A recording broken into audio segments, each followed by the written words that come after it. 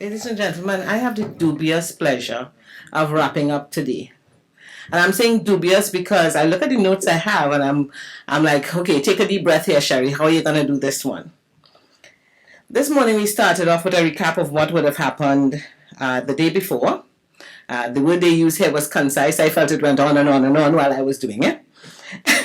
All right, when we looked at and then we spoke about how we would be exploring the evolving landscape of innovation in the area of transactions and financing. And we would show how different economies in different states of development can adopt solutions to their own needs. So we started off hot and sweaty, with a tech talk that gave us a creative solution entitled a smart loan for people with no credit history.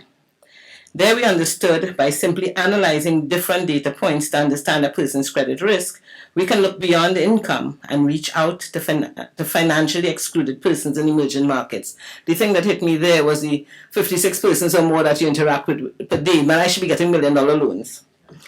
Taking a look at other financing options, Cleveland would have taken us through potential innovative ways for governments.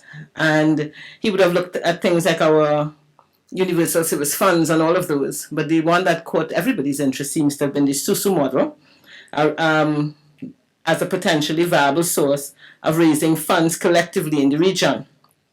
This approach, he said, should be accompanied by the relevant overarching policies to ensure sustainability and utility. Then we got to agenda item 2.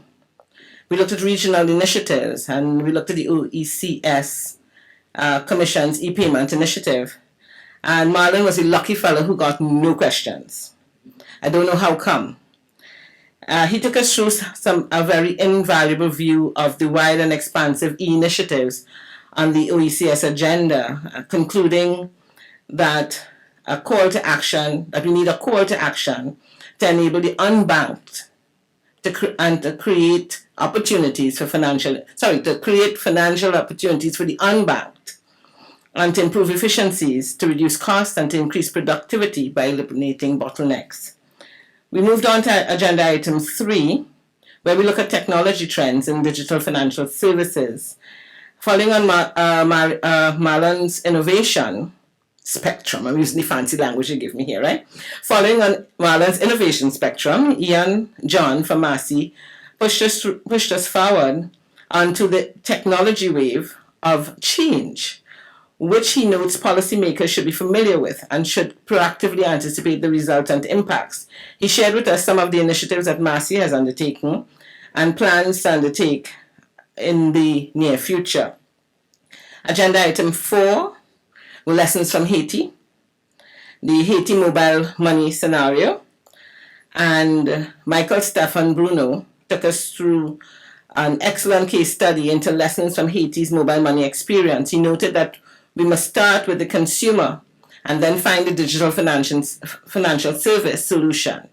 We don't start with the DFS solution before considering the needs of the consumer. I think we all did that in school at some point, but it was very instructive.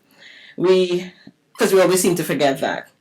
He also gave us some of the potential pitfalls and the way one of his projects crashed after $100,000 of investment and time would have gone into it. Agenda item 5 took us on a presentation and panel discussion on digital currency in the Caribbean. The panel discussion in the afternoon kicked off with Gabriel Abed. He looked like my son, talking about digital assets, blockchain technology, and Bitcoin, explaining the concept of Bitcoin and some of the achievements and challenges with achieving validity in our Caribbean territories. We now have a better understanding of this innovation in finance in the Caribbean, with Bitcoin noting the Bitcoin ATM in Barbados, etc. And not to forget Bitbox, I found out about them. Apparently they launched in April. In Trinidad, this expert panel also gave some insights into the central bank's perspective into cryptocurrencies and the need to have education awareness initiatives. This panel concluded that digital currencies can be the future, and we need to understand how it can allow our economies to grow. Agenda item 8 was another presentation and panel discussion on the role of innovation and entrepreneurship in the Caribbean in financial services sector. Judith, Mark, Terence Clark, and Tracy would have looked at innovations needed in both the financial services sector and making technology available in underserved. Well, Judith would have emphasized the need to make technology available in underserved communities, since this, she says, will have a positive impact on national revenues, unemployment, social unease, crime, and security within the limited fiscal space. From the floor, there were many questions, causing much food for thought. Key among them, near the end for me, was what are the innovative financial products? It came from Cleveland that would have been created in the region, and how do we measure them?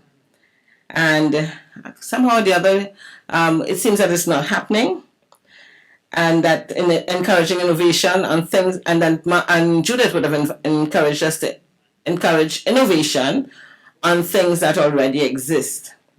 The second key question, and they were saying that Judith dropped the mic, but I don't think that's what happened. I think when the guy from ECLA came and he asked the question about he made the point of our not having the environment to innovate, and that whole ecosystem story, and the tolerance of failure and the barrier to entry, and is so high that, coupled with the challenge of in the Caribbean, that it is perhaps 10 times harder than any first world country, to fail before succeeding. And that fantastic idea is diminished. I think they dropped the mic on that one because I don't think I heard a response. Have a great evening, ladies and gentlemen. Thank you for coming. Cleveland, come wind up. Okay. On behalf of the ITU, ECLAC, TATT, and anyone else who had a part in having this happen, for today, I wish to thank you for coming, for staying. Because you notice we have some empty chairs. Some people lost their win by lunchtime. Right after lunch, I think they had to go home and sleep. But thank you for staying. I think the discussions were interesting, and I look forward to tomorrow. Join us.